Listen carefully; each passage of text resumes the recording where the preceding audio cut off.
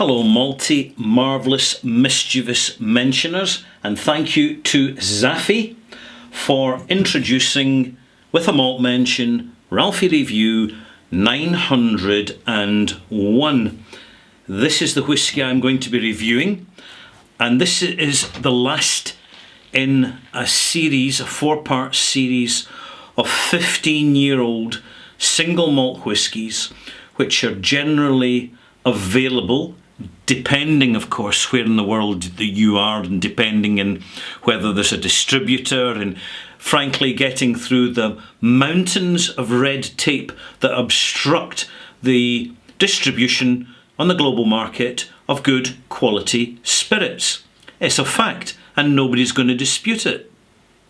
It's the bureaucratic interference with alcoholic products is spectacular, and in fact most other products do not have the same level of state interference as alcohol does, and there's a simple reason for that. It's the legacy of prohibition, because the authorities, the people genuinely in charge, wanted to ban alcohol, hence the reason for prohibition, and they failed because the majority of people wouldn't put up with it, and they had to abandon prohibition in the USA. But during that period was a very dramatic time for the United States, and this tends to get written out of the history books. Anyway, did you hear that? I'll give you a more dramatic pop. Oh, could be poppier, but I'm not going to complain. It's a pop sounding bottle. It's that style of bottle. Not too ostentatious, not too fancy. Practical kind of bottle, practical kind of label. And it's Glencadam, 15-year-old single malt Scotch whisky, bottled at 46%. And I can tell you, because it says it on the label, which means I don't have to email the distillery, I don't have to contact the local distributor to find out the information, because the good people at Glencadam have actually had the respectfulness, and that's the only way to describe it, respectfulness of putting it on the label, because it's important information. This is an integrity bottling. It says unchill filtered. It says no added colour. Look at that colour. Have a look at this colour. That is a natural colour. I'll bring it. There you go.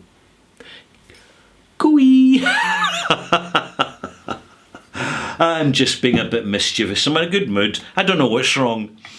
So I've poured a wee glass of this Integrity malt whisky, and I'm going to recommend that on your travels you look out for the Glencadam brand of single malt. It's a southern East Coast Highland whisky. It's an old-fashioned style of whisky, which the modern educated palate is enjoying more and more, because it's not instant access, it's not given a sweet overcoat of sherry. It's not that style of whisky at all. It's one which will have you engaged and connected for a long time, because it's not easy access. This particular version is a very interesting step up from the one which is much more famous and on everybody's radar, which is the 10-year-old Glencadam. And I have to say, the way things are going, Glencadam is going to be a distillery that you really want to have on your radar in 2022. But I'll come back to that in my extras coming up shortly. This is a light whisky to kind of introduce it to you. Many people go for the 10-year-old at the moment and stick there. They may be looking at the 13-year-old. Once you get to the older versions of Glencadam, because of the style of whisky it is, it's a lot more delicate. This is essentially, I can tell you right now, the 15-year-old Glencairn is a light, complex single malt. As soon as you put the nose to the glass, despite the 46% strength, this is delicate. It's a delicate, light, fresh fruit nose with some pear and some apple and some mild banana. So you've got the fresh fruit thing going on. But there's a kind of yeasty cereal sourness also visible in the nose, which becomes more assertive when you get to the palate. But the nose is very pleasant. No peat. No peat at all. This is an unpeated single malt. Complex. Lemon oil. A little bit of green ginger. Nothing's jumping out at you. Everything about it on the nose and first contact is restrained. It's intriguing. You want to taste it. You know, if that's the nose, what's the taste? Is it equally as delicate? No. Astringent, biting, softly aggressive, confectionery banana, intense unripe apple, pear, conference pears, bitter lemon. You get this battle of the sensations on the arrival, and then laterally it's the dryness, the fresh fruit astringency in the form of sour and bitter that wins when you reach the finish in the palate. So immediately I want to add some water to this to help me gain access. How much? Well, it's 46%, but it is a delicate whiskey. So easy as we go, well, easy for me. I don't know about you. 5 millilitres, full silver teaspoon of water.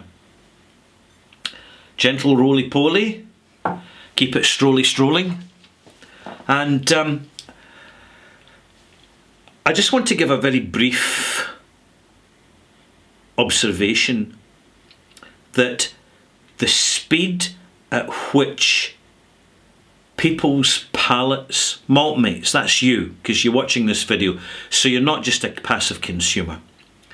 You're here because you probably got a dram in your hand at the moment and you're looking for a little bit of Ralphie information. Well, here's some. Buckle up, malt mates. The landscape of whiskey is changing very, very fast. It used to be that blends got a lot of the conversation. And I'm noticing, and you're noticing, that when it comes to online conversations and activity relating to Scotch whisky, it's 90% single malts, easily, comfortably. And one reason for that is the price difference. It used to be a significant price difference in the old days when blends were significantly cheaper. Now it's your generic mass-produced blends. They're the ones you'll find at a cheap, relatively cheap price. But now you're finding that there's some really good single malts, particularly if you're in the US where you're not hammered for taxes the way Europeans are, depending on which European country you're in, to be honest. But in Britain, yeah, we get hammered for taxes, big time. In fact, there's recently been a tax announcement that the strength of alcohol in the bottle is going to be the measure of the amount of tax that goes on it. That's simply, it's already existed, but it's now going to be amplified. There you go. No lobbying going on behind the scenes there, is there?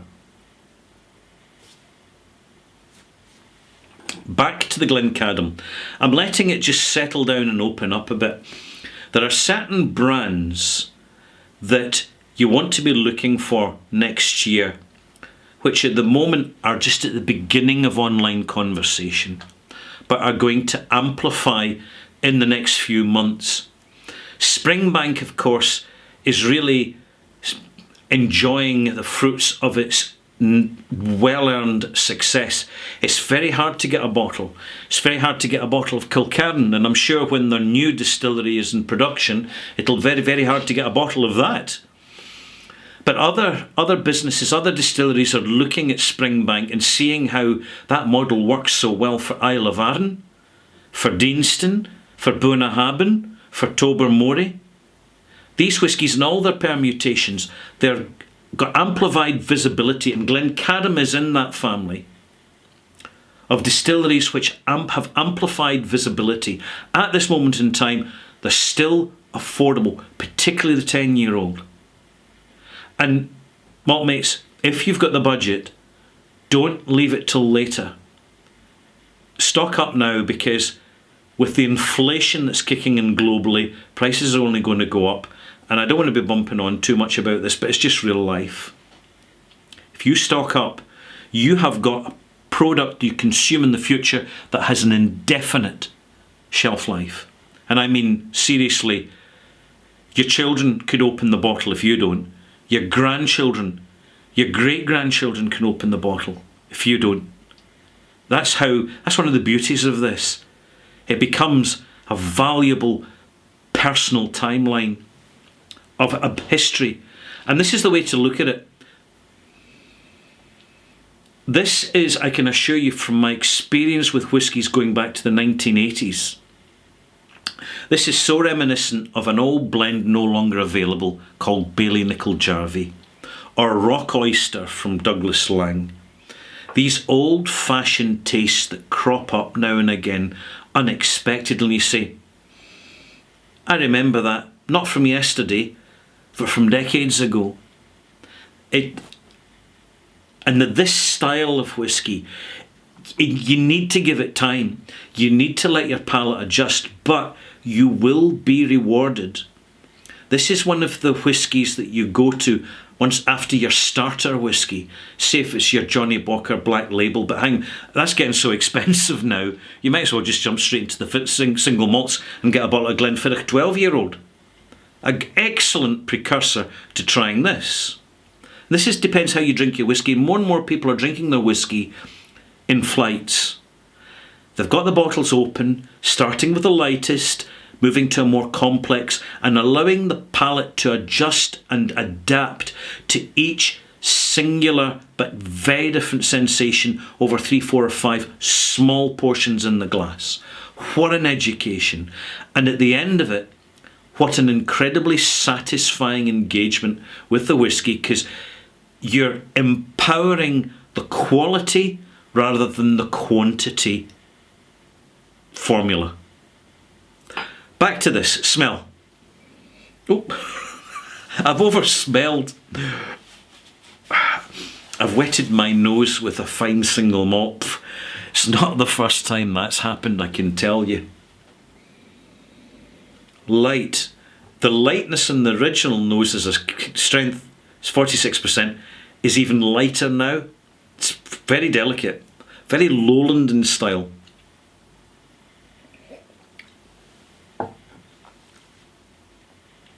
Fantastic, sour, bitter, sweet, a little bit of grain savoury, hint, just a mere hint of salt. Full sensation range arrival. The sensations delivered on a very light sultana, mild honey, barley cereal note. The development, the fresh fruits are intermingling now. The apple, the banana, the pear. There's a little bit of kiwi fruit in there. There's a little bit, slight delicate note of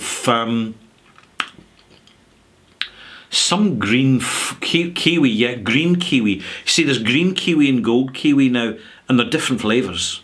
This is green kiwi, so you get green fruit notes and a little bit of underripe melon.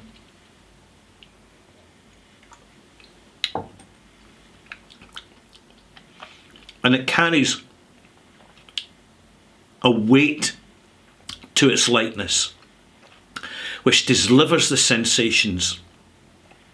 And sure, for a 15-year-old whiskey, it doesn't have a particularly long finish. The finish is tight and crisp and astringent and swift. But such is the length of the development and the aftertaste that you really don't mind that. But it's not a whiskey that you jump into in a first dram. No, no, no, no. This is one that you come to with experience. But when you do, you're going to have a singularity. You're going to have emphasised the singleness of the single malt. Malt marks. Ho, ho, ho. While I'm fishing out the malt marks, I'm going to tell you about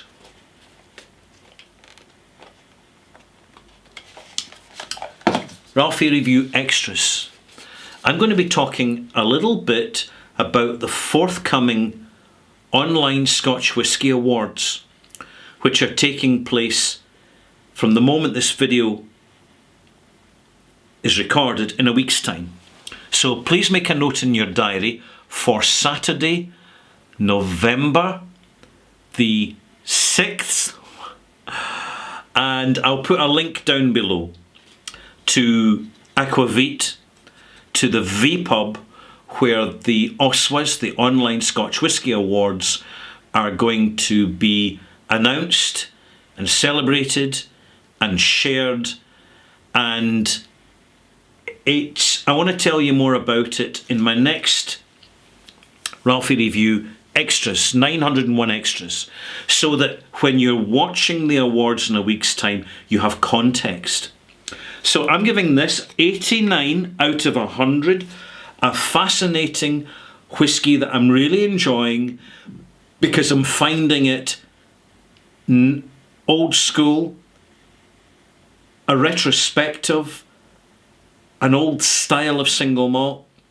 You can't rush into it.